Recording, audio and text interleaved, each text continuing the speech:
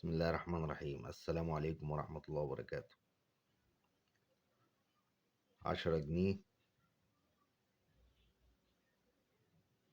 البصلي. 10 جنيه البصلي،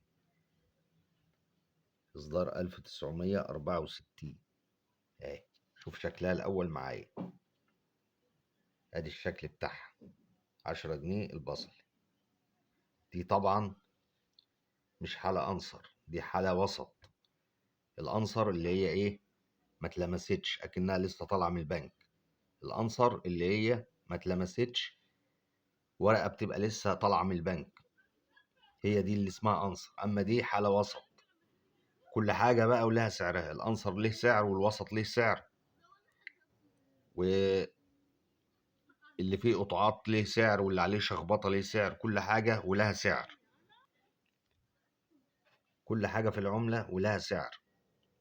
السعر بينطبق هنا على حسب الحالة. دي حالة وسط، دي هتعمل 200 جنيه. من 200 جنيه ل 250 جنيه. من 200 جنيه ل 250 جنيه. الحالة الأنصر تعمل 400 جنيه. تعمل 400 جنيه. أما دي على حالتها كده هتعمل 200 جنيه. 200 جنيه.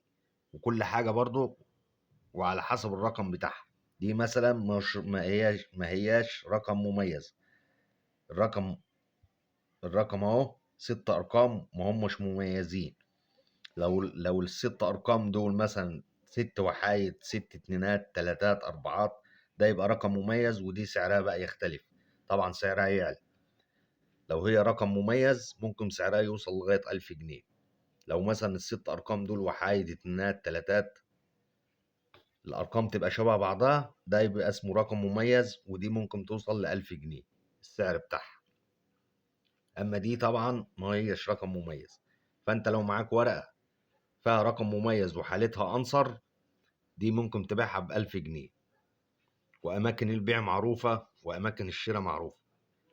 عندك الاسواق، عندك جروبات على الفيسبوك، عندك على المواقع، موقع ايباي، موقع اوليكس. كل الحاجات دي تقدر تبيع منها وتشتري من عليها. واكتر حاجه عليها بيع وشراء هي جروبات الفيسبوك. بس اهم شيء يبقى معاك العمله حالتها كويسه وحالتها انصر. ده الظهر بتاعها. شوف الظهر بتاعها من ورا اهي. دي ال10 جنيه، اسمها 10 جنيه البصلي، عشان لونها مقارب من البصلي كده اهي. اصدارها 1964 اهي. لو عجبك الفيديو اعمل لايك للفيديو واعمل اشتراك في القناه، واستنونا في فيديوهات تانية.